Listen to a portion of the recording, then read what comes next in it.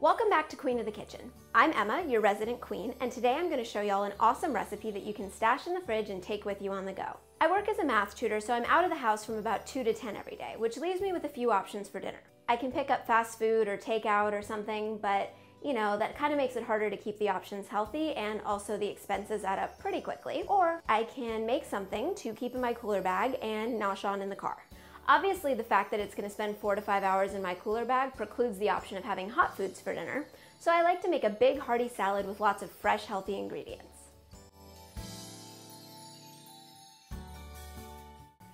This salad has a lot of awesome fresh ingredients which bring a wide array of flavors. Now, the great thing about salads and cooking in general is that you have a lot of room for creative freedom, so feel free to add or subtract ingredients as much as you like and just go ahead and experiment. As you probably all know by now, kale is a superfood, which means it's full of vitamins and antioxidants. It can be a tough green to work with, especially for salads if you don't know what you're doing, because it's got that toughness to it, and also it's got kind of a earthy flavor that doesn't really taste great on its own. Luckily, I'm going to show you guys a great marinade that works. So you know how when you go to restaurants and you order a salad and then you eat it the next day as leftovers, it's all kind of sad and soggy because it was already dressed? Kale doesn't do that. It's actually really great. This salad spends 4 to 5 days in the fridge and is just as good, if not better, than when you first made it. After you've washed your kale, which I've already done, you want to take an individual leaf and a nice big knife. You want to lay it down on your cutting board, spread it out, and the aim here is we're going to cut right on both sides of the stem. As you know from the Frittata episode, the stems are tough to work with, so we just want to get rid of them. And in case you missed that episode, don't forget to check that one out. Then what you do is you fold the kale in half lengthwise and roll it up as tightly as possible. It's okay if you lose a piece here or there, you just want to keep it rolled up. The tighter the better, because then it's just really easy to cut. So then you slice it into really thin little ribbons, as small as possible. This is a technique called chiffonade. Sounds fancy, looks fancy, kind of takes a little fancy prep work, but it's worth it because it helps the kale absorb the marinade a lot better. Once you've got as much kale as you'd like, and remember this lasts 3 to 4 days in the fridge at least, go ahead and just toss it all into a bowl or a container. I like to use my big salad container so I can put everything in here and save myself some dishes. Drizzle the kale with a little bit of olive oil. You don't want to use too much here because you don't want your kale to get greasy, but you want just enough to coat it. And then we're going to go ahead and take a lemon, slice it in half. If you see any seeds, pop them out. I don't really see any, so we're just going to go ahead and squeeze it. You want the juice of about half a lemon for every bunch of kale that you use. And then you just want to go ahead and give it a nice toss. Actually going to more massage the kale, which sounds a little bizarre, but it helps to work the oil and the lemon into the kale and really let that kale absorb the flavors. Once that's all nice and done, go ahead and get a little pink salt, sprinkle it on there. Again, not too much salt, just enough to give it a little flavor. That also will help loosen up the kale a little bit, take away some of that toughness and make it nicer to bite into. Then, once that's done, cover up the kale, and then you're just gonna stick this whole thing in the fridge and let it sit there for a couple hours. You can actually even do this the day ahead of time and let it marinate overnight if you want. You have a lot of freedom here with that, so that's nice. Now, on to the beets. You can also do these a day ahead of time if you like, because they take a while to cool down. You could also cheat and use canned beets, but if you have the time to do them yourself, I think it's much better that way. That way they're made from scratch and you know exactly what's going in them. First step with the beets is to preheat the oven to 450. Once that's going, you want to take your beet, wash it off. Since beets are root vegetables, they tend to have a little more dirt, so you really want to get in there and scrub it. Then you just want to cut off the stem, which is difficult. Something else to note with beets. They are pink, which I happen to love, but you gotta be careful because they will turn everything they touch pink. So don't wear your favorite clothes while you're working with beets. You guys know by now that I love cooking with foil. So for this one, it's actually necessary, not just optional and easier. What you do is you take a sheet of foil, fold it in half, and then on the bottom half of the crease, you place the beet, Drizzle it with a little bit of olive oil. And then just seal it right up in it like a little envelope. Doesn't have to be perfect or beautiful, but you do want to double seal the edges so that it holds all the steam in. Once that's ready to go, you just pop it on into your preheated oven. And that's where it will spend the next 30 to 45 minutes of its life. Another fun fact about beets, they come with their own greens. You could just toss them, but the thing is, they're actually really great if you just chop them up and saute them with onions and a little garlic and olive oil. Really easy, and they're free because you already bought the beets.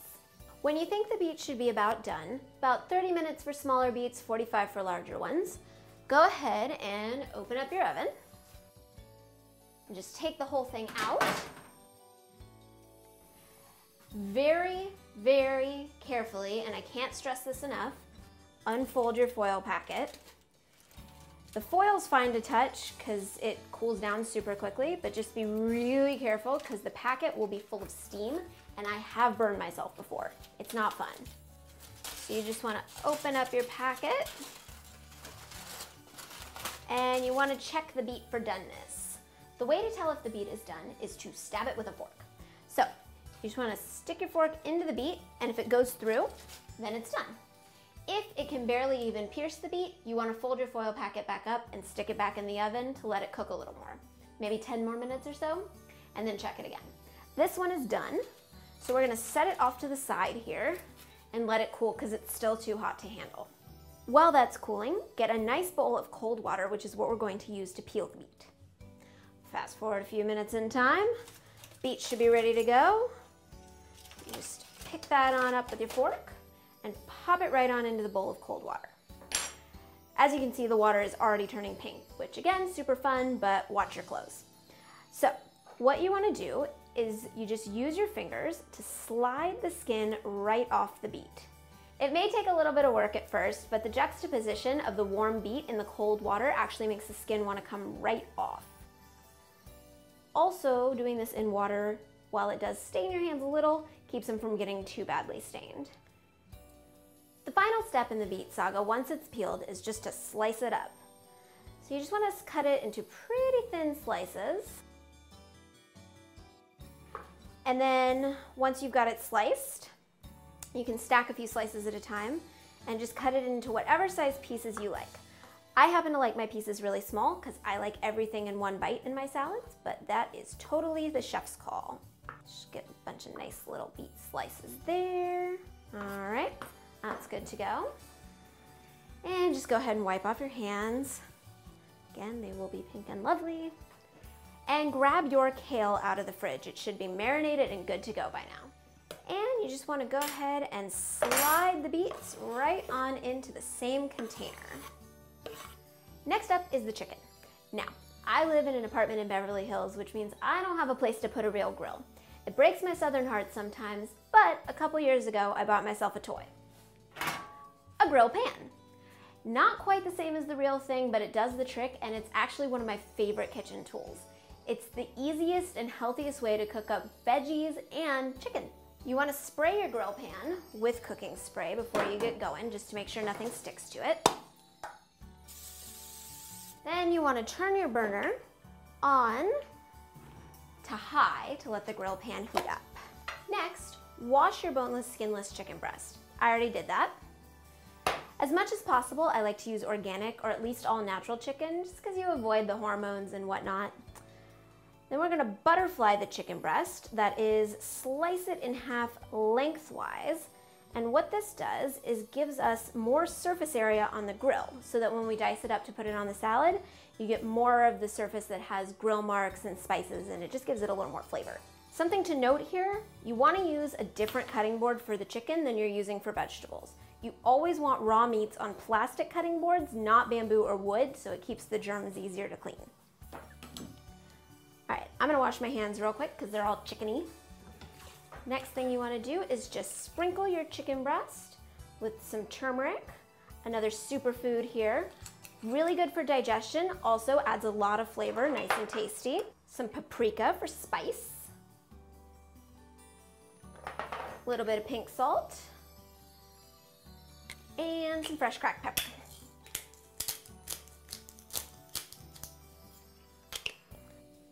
Once the chicken's nice and seasoned, I like to use my knife to pick it up so I don't have to touch it again, and then just throw it right on the grill pan. Nice little grill sizzle. Once you're done with the raw chicken, make sure you wash your knife. Again, nothing that touches raw chicken should ever touch anything else. While the chicken is cooking, we're gonna go ahead and get the dates going. So you wanna cut the date lengthwise, watching out for the fact that there is a pit in the middle. So you just wanna cut around that. So you'll end up with that. And you can pop the pit right out. And then just cut it again and cut it into nice little bite-sized pieces. They'll stick together, that's okay, we deal. Get a couple more of those. Dates are really awesome because they're super sweet, but they're also very healthy, and they just add a different layer and a really different texture to the salad. They've got a chewiness that you're not gonna get from the other fruits and vegetables. At this point, the chicken's been cooking for about 6 minutes, so we wanna go ahead and flip that. Just use your tongs. Flip that right over. Next up is the avocado. I've seen people cut avocados a multitude of different ways. Everybody's got their methods. I'm gonna show you mine. So you wanna use a smaller knife for this one. Cut the avocado in half lengthwise. Again, slicing around the pit. Now that you've got it cut in half, you wanna cut a sort of a crisscross pattern into your avocado. And then, since this knife has a nice rounded edge, just use the edge to pop all the little diced pieces out. You want to do the same thing with the other half. You just stab the pit, be careful, and pop it on out. Save this, and if you stick it in the container with your salad while it's in the fridge, the avocado won't brown. Give ourselves a little more room on the cutting board. We can stick all this into the bowl with the rest of our salad. There are so many kinds of cucumbers. I really like Persian cucumbers because they're small and they've got a little more crunch than the typical big English hothouse cucumbers. So you want to slice off the edges and then cut the cucumber lengthwise. So you got 2 nice pieces. And then each of those gets cut lengthwise. So again, it's going to be easy to get little tiny bite-sized pieces. And you just want to chop it right down the line. It's okay if your pieces vary in size, no big deal. And do the same thing with the other side. And the tomatoes. These little guys are super not fun to cut, and they roll away. But if you use a knife with little teeth, it makes it easier because the tomato skin is kind of hard to pierce with a smooth, sharp edge. So this helps. Slice it. I like to do 4ths for the little cherry tomatoes. Again, however big you want your pieces, do what you gotta do. I don't recommend leaving them whole because it's really hard to get them with a fork. Another fun thing about using heirloom tomatoes is it adds a really nice pop of color to your salad. You get your reds, your purples, your oranges, your yellows, all kinds of variety there. Grab your bowl again and go ahead and throw the avocado pit in there so you don't forget about it. Get the date pits out of the way. And all the cucumber and tomato goes in. The final slicing ingredient of the salad is the oranges. They're also the hardest. What we do with the orange is it's gonna get cut into supremes. You know how when you go to a restaurant and the oranges look super fancy, they don't have all that nasty white stuff in the way? That is because someone put in the time and effort to supreme them. What that means is you cut off all the peel. You are going to get a little bit of the flesh, but that's okay because you want to make sure there's no white pith around the edges. You cut all the peel off. As you know, the orange is already sectioned off into little wedges. So to supreme it, what we do is we just slice in along the wedge, and then it just pops right out, nice and fancy. Again, this is one of those things like chiffonading, takes more time, more effort, but it's worth it, and this one actually makes it taste better and saves the texture a lot. You just want to get a few supremes. You don't need too much orange, otherwise this sort of becomes a fruit salad, which, while delicious, is not what we're making. So just get a few little pieces of orange. If you have seeds, watch out for those. And then just cut it into little tiny bite-sized pieces. And toss those into the bowl. Now that the chicken's been on for a total of 12 minutes, it's time to take it off. Just grab that right off the grill. Pop it onto our cutting board. We can use it on our regular cutting board now because it's no longer raw. It's gonna be a little hot, but you can probably handle it with your hands. You just wanna go ahead and use your knife and dice it up real small. Just cut it into nice little bite-sized strips. And then we are going to cut in the opposite direction. Now that that's all nice and diced, goes in the bowl with everything else. Wipe your hands. This is where having a lid comes really nice and handy because you can just take the whole bowl and give it a good shake. And look at that. Everything's in there, ready to go. It's awesome.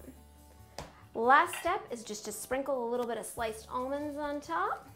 Once everything is tossed together, use your salad tongs and you just want to get lots and lots of salad on the plate. There you go. And we're just gonna crumble a little goat cheese on top. I like to do this as I serve the salad because I don't like the goat cheese to get all mushed up in there with everything as it sits in the fridge for days. Plus for presentation, it just looks kind of nice to have those little white crumbles on the top. And then everybody can add as much as they like. And just crack a little fresh black pepper on top. And bon appetit. There you have it. Another healthy, delicious meal that you can take with you on the go.